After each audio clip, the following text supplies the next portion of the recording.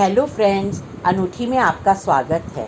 अर्जुन और धर्म युद्ध की पिछली कड़ियों में मैंने जो शेयर किया था, आशा करती हूँ आपको अच्छा लगा होगा। आगे की कड़ियाँ मैं शेयर कर रही हूँ और मुझे हार्दिक प्रसन्नता हो रही है। फ्रेंड्स, अर्जुन और धर्म युद्ध और बाकी और रचनाओं को पढ़ने के लिए आप मेरा ब्लॉग विचार मंथन स्पीकिंग ट्री पर देख सकते हैं और मेरी रचनाओं को पढ़कर आनंद उठा सकते हैं। अर्जुन और धर्म युद्ध की आगे की कड़ी 80 कड़ी में मैं पढ़ना चाहूँगी।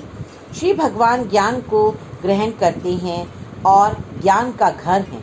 उनसे बड़ा कोई ज्ञानवान बुद्धिमान नहीं है।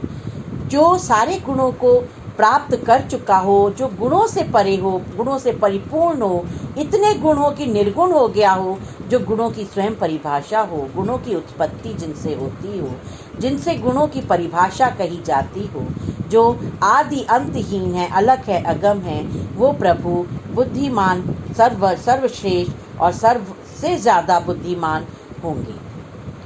श्री भगवान वो धारण करता है और घर हैं जो आदि अनादि अनंत है। जिस प्रकार सूरज उदित होते ही संपूर्ण विश्व को प्रकाश से भर देता है और रात्रि उसी सूरज के किसी और दिशा और स्थान को प्रकाशित करने के प्रतीक है, और रात्रि के चांद को भी अप्रत्यक्ष रूप से सूरज ही प्रकाशित करता है।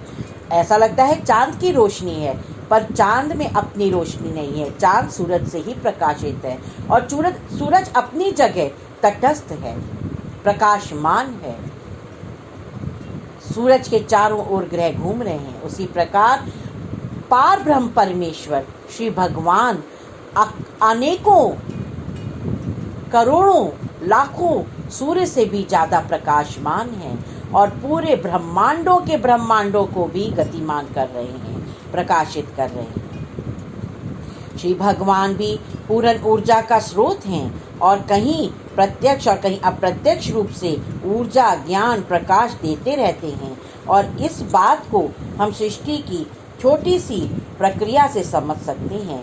जैसे जीव माता पिता के संसर्ग से उत्पन्न होता है और माता के उदर में पोषित होता है और सृष्टि में नियत समय पर जन्म लेता है और फिर पालित पोषित होता है और निरंतर विकसित होता हुआ फिर समाप्त भी हो जाता है, फिर से वही चक्र शुरू हो जाता है।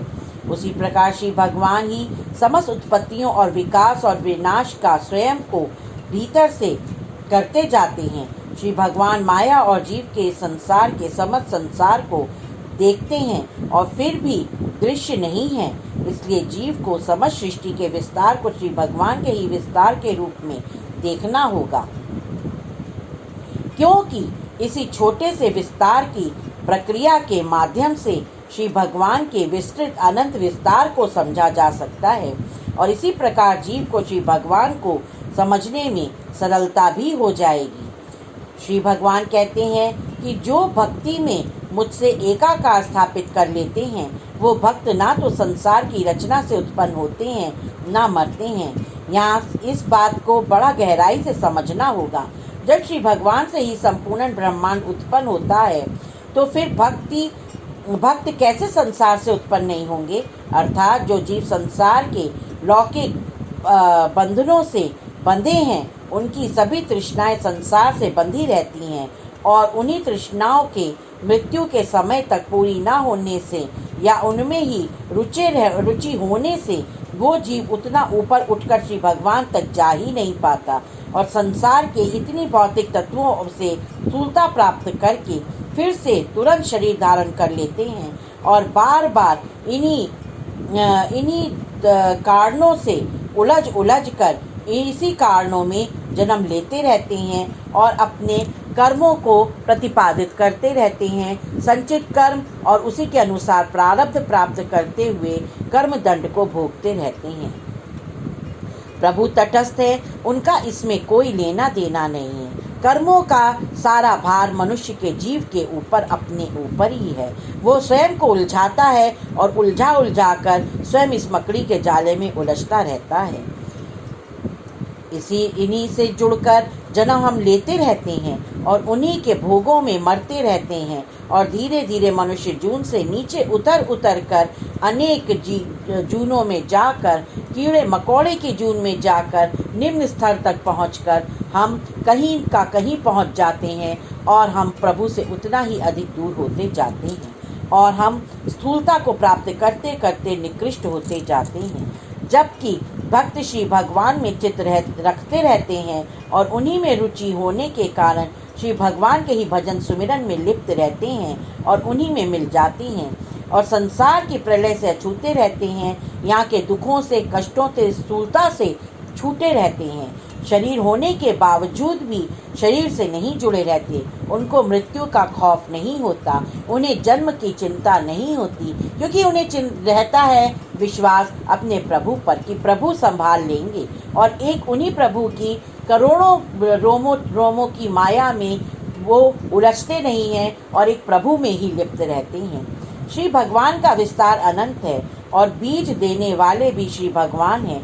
तो जो बीज श्री भगवान से उत्पन्न है वो भक्ति करता हुआ एक उत्तम चंदन के वृक्ष की तरह हो जाता है, जो संसार की विषय वासना के सर्पों के लिपटने से भी अपनी शीतलता और अपने उत्तम गुणों को नहीं छोड़ता और महकता रहता है।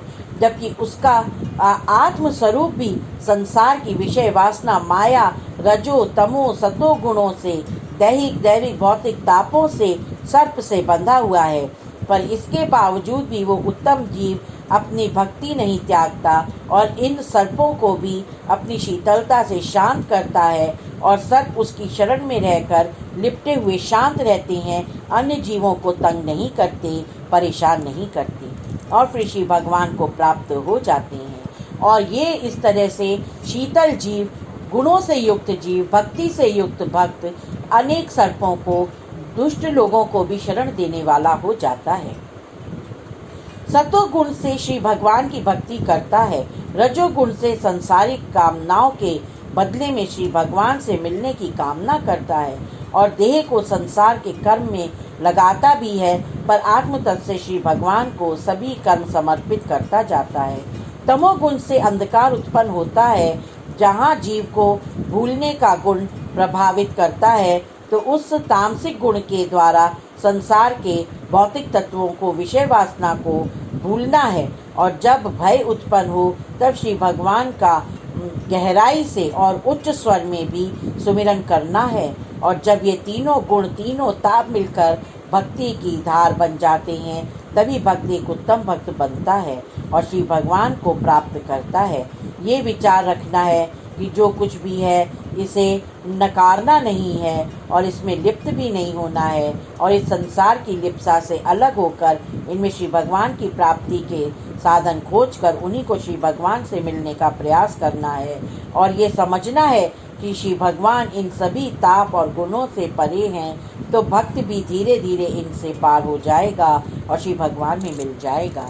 जैसे कमल होता है, ऊपर कमल खिला रहता है लेकिन उसकी नालियाँ कीचड़ में लिप्त रहती है और उसी से पोषण प्राप्त करके कमल पोषित होता रहता है, लेकिन कमल अपनी सुगंध नहीं छोड़ता और भंवरे को भी उसी से रस और आनंद प्राप्त होता रहता है। उसी प्रकार भक्त होता है जो इस संसार से नकारात्मकता से भी पोषण लेकर के अपनी सकारात्मकता को विकसित करता जाता है और प्रभु में अपनी भक्ति के भंवरे को अपने भक्ति में लिप्त होकर के भंवरे के समान अपनी आत्मा को अपने ही प्रभु के चरणों में घुमाता रहता है और मुक्त रहता है और आनंद प्राप्त करता रहता है। तो प्रभु की सुमिरन में अपने जीवन को बिताते रहें, आनंद प्राप्त करते रहें। तो फ्रेंड्स, आज की कड़ी मैं यहीं समाप्त करती हूँ। आगे की कड़ियाँ लेकर मैं फिर उपस्थित होंगी। आशा करती हूँ आपको आनंद आया होगा। Thank you so much friends. Thanks a lot. Radha Swami. जय श्री कृष्ण।